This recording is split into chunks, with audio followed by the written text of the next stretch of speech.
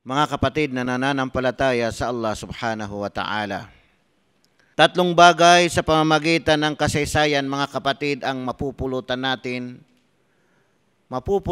na aral.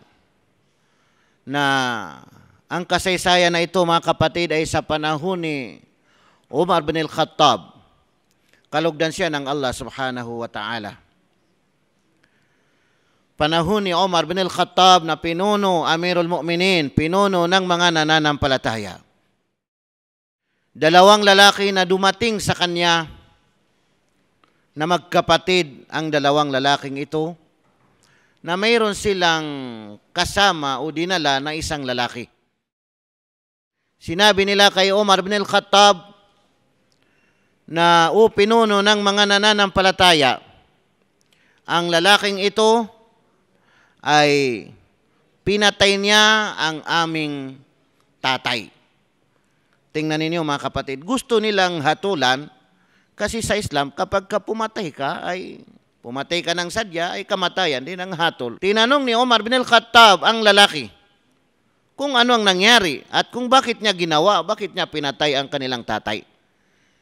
Sinalaysay niya ang pangyayari kay Umar bin al-Khattab na sabi niya, mayroon akong kamilyo at naghinto kami, sabi niya, doon sa tabi ng hardin o kaya garden, pananim ng kanilang tatay. At yung aking kamilyo, mahabang kanyang liig, ay pinasok niya yung ulo niya, kinain niya yung inab, yung grapes ng kanilang tatay. Kumuha ng bato yung tatay nila at ipinalo niya, isinampal niya sa aking kamilyo. Sa ibang kasaysayan, mga kapatid, ay namatay ang kanyang kamilyo dahil sa pagpukpok ng tatay ng dalawang lalaki na yun sa kanyang kamilyo. Kaya sabi niya, hindi ako nakatiis, kinuha ko yung bato mismo na ginawa niya doon sa aking kamilyo at pinukpok ko sa kanyang ulo at namatay ang kanilang tatay. Hahatulan na ni Umar bin al-Khattab kasi sinadya niya ang kanyang ginawa ng pagpatay na hindi naman tao ang pinatay, kahit na tao pa, kailangan na sa pamamagitan ng hukom. Mga kapatid na nananampalataya sa Allah subhanahu wa ta'ala, nung magutos na si Umar bin al-Khattab ng hatol na kamatayan sa lalaking ito, ay naghingi ng palugit kay Umar bin al-Khattab. Sabi niya, pwede ba bigyan mo ako ng 3 araw? Kasi sabi niya, wala na akong tatay. Mayroon akong mga kapatid na mga maliliit, bata pa. Mayroon silang pera, salapi. Iniwan ng aming magulang, pera para sa kanila, at yun ay itinago ko, sabi niya, itinago ko at walang nakakaalam kung saan ko itinago maliban lamang sa Allah subhanahu wa ta'ala. Kaya bigyan mo ako ng 3 araw para makuha ko yun at may turo ko sa mga bata, may bigay ko sa kanila kasi kawawa naman ang mga bata, walang magulang at saka sayang yung pera na hindi magamit sa kabutihan o kaya isa hindi makuha ng nagmamayari. Sabi ni Umar bin al-Khattab, kalugdan siya ng Allah, mayroon ka bang maggagarantor, isang tao na maggagarantor sa iyo sa iyong paghihingi ng 3 araw kasi bibigyan ka? Tumingin siya sa kanan, wala siyang kilala, sa kaliwa, wala siyang kilala.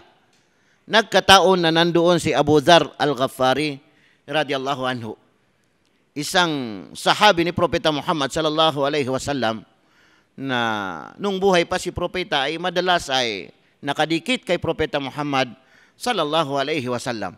Tumayo siya, sabi niya, ako na po ang maggagarantor sa lalaking ito. 3 araw. Bago sumapit ang dilim, takip silim sa 3 araw ay nandito na ang lalaki na ito. Ako ang magagarantor sa kanya. Samantala, hindi naman niya kilala. Tingnan ninyo mga kapatid na nananampalataya sa Allah.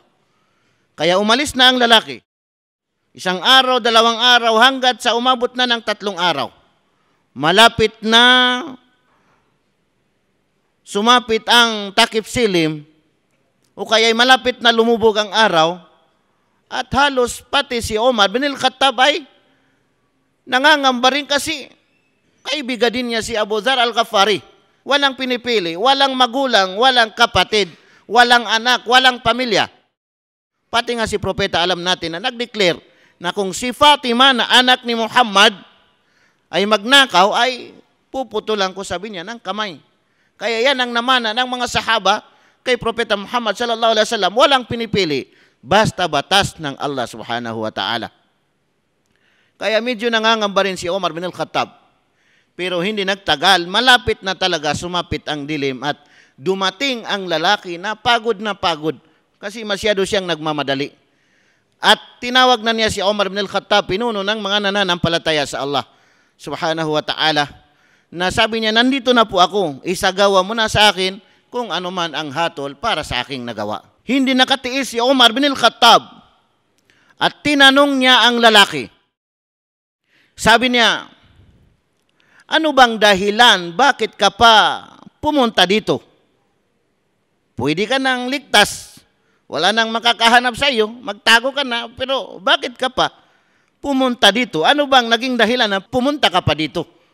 Para hatulan ka ng kamatayan. Tingnan ninyo mga kapatid na nananampalataya sa Allah. Ito yung mga binabanggit natin na tatlong bagay mga kapatid. Sabi ng lalaking ito, sabi niya, pumunta ako dito, sabi niya, para hindi masabi ng mga tao. Kasi maraming mga tao, maraming mga witness. Para hindi masabi ng mga tao na innal wafa'a qad mat,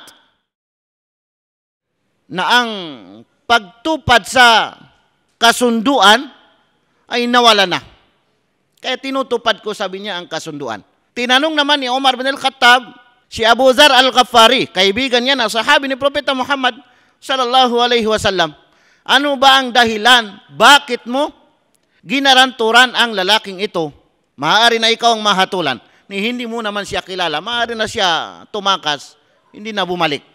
Sabi niya, ginaranturan ko siya para wala nang masabi ang mga tao na nawala na innal muru'ata qad matat. Nawala na ang kabutihang loob. Nawala na ang pagiging makatao. Tingnan ninyo mga kapatid na nananampalataya sa Allah. Unang-una, ang lalaking yun, sinabi niya, na pumunta ako, bumalik ako dito para wala nang masabi ang mga tao na ang pagtupad sa kasunduan ay wala na. Kasi nakipagkasundo siya, nababalik siya. Pinatunayan niya na tinutupad niya ang kasunduan kahit na kamatayan. Pangalawa, si Abu Dharr al-Ghafari, ginaranturan ko siya kahit na hindi ko siya kilala, kahit na kamatayan ang pinag-usapan, para wala nang masabi ang mga tao na ang kabutihan, ang gawaing makatao ay nawala na. Hindi nakatiis mga kapatid ang dalawang lalaki. Kasi hahatulan na ni Umar bin al-Khattab. Agad-agad sila lumapit kay Umar bin al-Khattab at sinabi nila na pinatawad na namin siya. Kapag ka pinatawad ng tao ang hahatulan ng kamatayan, ay maaari na hindi na siya mahatulan ng kamatayan. Kasi pinatawad na ng mismo mga anak ng namatay. Tinanong niya ang dalawang lalaki na anak ng namatay, pinatay ng lalaki na yun, bakit ninyo siya pinatawad? Sinabi nila, pinatawad namin siya para wala nang masabi ang mga tao na innal afwa qad mat. Ibig sabihin, para wala nang masabi ang mga tao na ang pagpapatawad, ang pagbibigay ng kapatawaran, pasensya, ay ibig sabihin ay nawala na. Mga kapatid na nananampalataya sa Allah, ito yung tinutukoy natin, na mapapansin natin na tatlong bagay mga kapatid, ang pagtupad sa kasunduan, at saka ang kabutihang loob, ang pagiging makatao, pagiging kabutihang asal, at saka ibig sabihin ay ang pagpapatawad, ay ito ay napag-aralan natin sa buwan ng Ramadan. Itong tatlong bagay na ito mga kapatid, napag-aralan natin ito sa buwan ng Ramadan. Unang-una, pagtupad sa kasunduan. Kasunduan, mga kapatid na nananampalataya sa Allah, na halos araw-araw ang kasunduan, kasunduan mo sa Allah, kasunduan mo sa mga tao.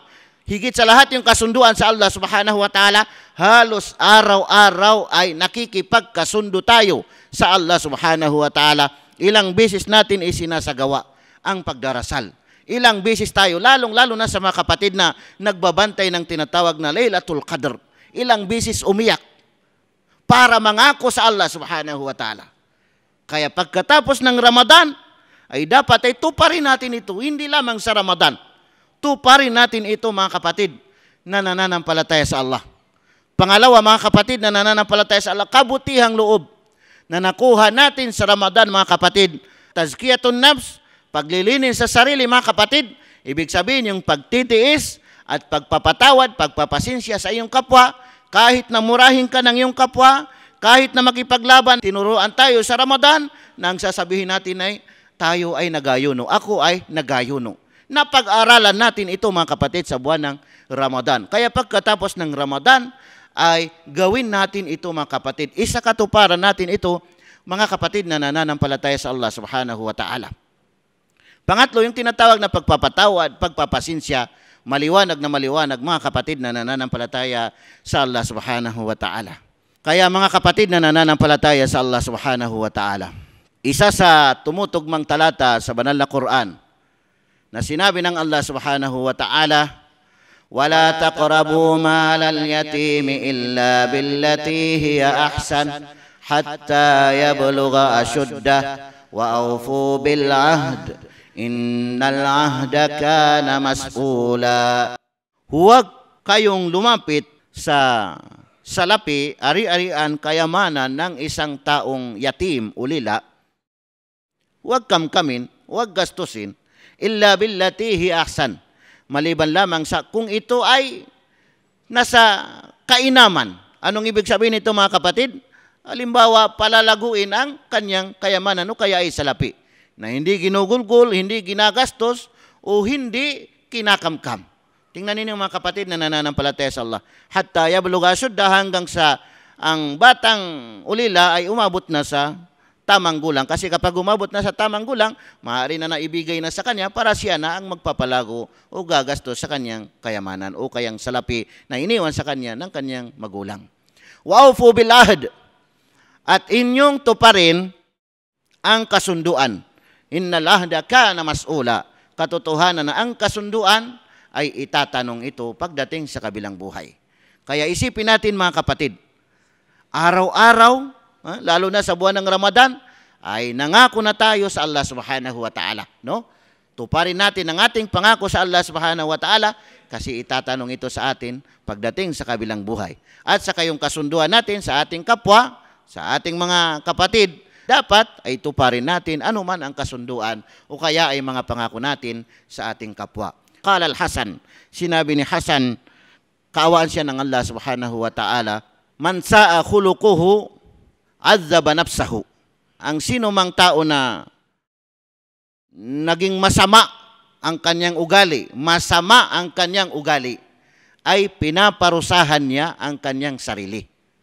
Sino mang tao na masama ang kanyang ugali, ay pinaparusahan niya ang kanyang sarili.